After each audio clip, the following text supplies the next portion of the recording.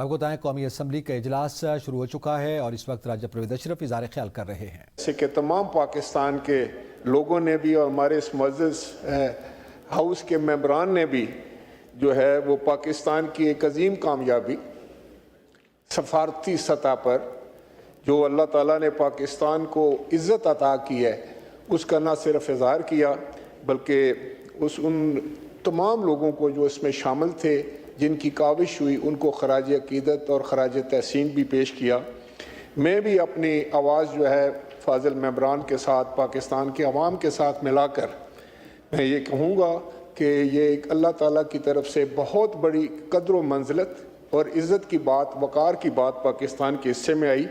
پاکستان نے سفارتکاری کے میدان میں یقیناً ایک بہت بڑا کارنامہ سر انجام دیا۔ امریکہ اور ایران کی جنگ جو تھی وہ پوری دنیا کے لیے خطرناک تھی، اس نے پوری دنیا کو ہیجان میں مبتلا کر دیا تھا اور بظاہر کوئی ایسا راستہ بھی سمجھ نہیں آ رہا تھا ہر دو فریقین کی طرف سے جو ہے، اور جو پیچھے ہٹنے کی بات نہیں تھی، بہت بڑی تباہی ہو رہی تھی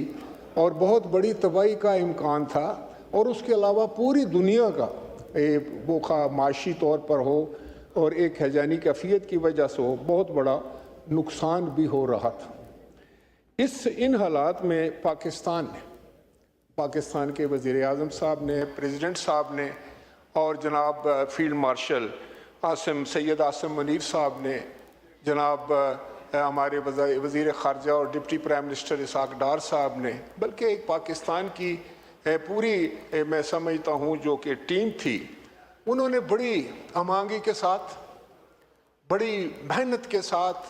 بڑی کاوش کے ساتھ، بڑی دانش کے ساتھ، صبر کے ساتھ یہ جو مارکا سر کیا ہے یہ بہت بڑا مارکا تھا، اور پاکستان کا نام جو ہے وہ پوری دنیا میں گونجا، اور پہلی دفعہ میں سمجھتا ہوں کہ یہ پوری دنیا کو یہ احساس ہوا کہ پاکستان ایک صلح جو ملک ہے،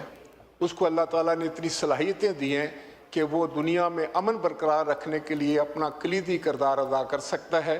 اس پر میں سمجھتا ہوں میں جناب وزیر اعظم صاحب کو، ان کی پوری ٹیم کو اور جناب فیلڈ مارشل سید عاصم منیر صاحب کو دل سے مبارکباد پیش کرتا ہوں، اور یقیناً یہ اللہ تعالیٰ کا خصوصی کرم ہے ان لوگوں پر کہ انہوں نے جو کامیابیاں حاصل کی ہیں،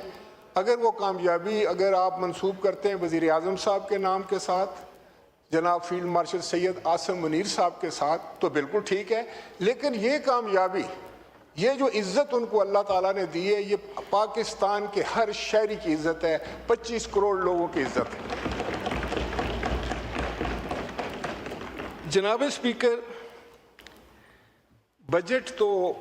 ہر سال بنتے ہیں، اور اگر ان کو سادہ ترین الفاظ میں بیان کیا جائے تو یہ ہے کہ آپ کے جو ضروریات ہیں، آپ کے جو وسائل ہیں، ان کو اکٹھا سامنے دیکھ کر فیصلے ہوتے ہیں، اور ہر حکومت یہ چاہتی ہے جناب اسپیکر۔ میرا خیال ہے کہ اگر کوئی 17واں 18واں یا 20واں یہ بجٹ جس پہ میں کھڑا ہوا ہوں تقریر کرنے کے لیے، تو ہر دور میں ہر حکومت کی یہ خواہش ہوتی ہے کہ وہ کوئی ایسا بجٹ لے کر آئے جو اس کو عوام میں پذیرائی زیادہ بہتر ملے، اس کی عزت میں اضافہ ہو، اس کی ایک جو ہے وہ عوام کی تکالیف کم ہوں اور عوام خوش ہوں اس کے اوپر۔ لیکن ہم جس انداز سے، جس دور سے گزر رہے ہیں، جو اس وقت ساری دنیا کے حالات ہیں، اس میں ایک ایسا بجٹ پیش کرنا جس میں جو ہے وہ ہر ضرورت پوری کر دی جائے، عوام کی ہر خواہش، اگر خواہش ہے بھی ہے، جو سب کی خواہش ہوتی ہے، اس کو پورا کر لیا جائے، یہ ممکن نہیں۔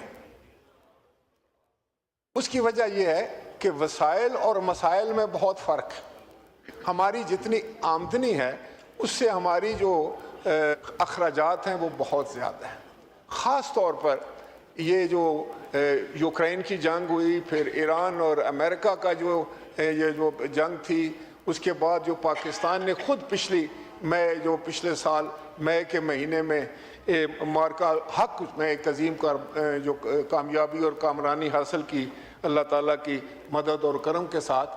تو وہ یہ سارے وہ عوامل تھے جس پر معیشت پر بڑا دباؤ تھا. دیکھیں ہر چیز کو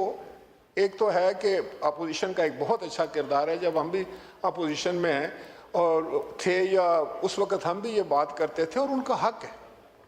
لیکن میری صرف یہ گزارش ہوگی کہ جب ہم تنقید کرتے ہیں تو اس کے ساتھ کوئی تجویز بھی دیں. ہم یہ کہیں کہ بھئی یہ بات بالکل آپ غلط کرنے جا رہے ہیں اور اس کا متبادل یہ ہے, تو پھر میں سمجھتا ہوں کہ ایک اچھی کنٹریبیوشن ہو جائے گی. اور پھر حکومت کا بھی فرض ہے کہ وہ ہر طرف سے بات سنیں, وہ ہر سیگمنٹ آف سوسائٹی کی آواز سنیں,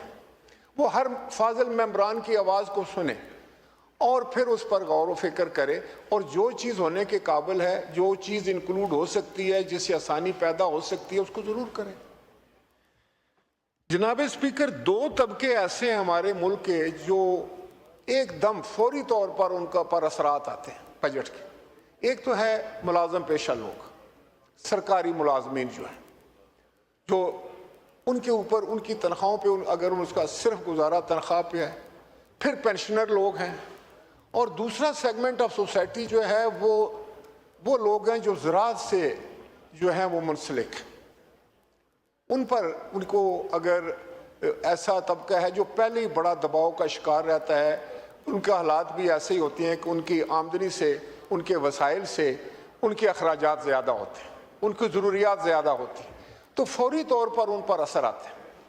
اور ایک بزنس مین جو ہے اس کی بھی بڑی دشواریاں ہو سکتی ہیں, لیکن میں سمجھتا ہوں کہ ایک اگر مہنگائی ہوئی ہے تو وہ اپنے مصنوعات کا جو ہے اسی لحاظ سے قیمت بھی بڑھا دیتا ہے. آخر میں جو کنزیومر ہوتا ہے اس کے اوپر اس کے اثرات آتے ہیں. تو میں یہ سمجھتا ہوں کہ کم از کم یقیناً میں نے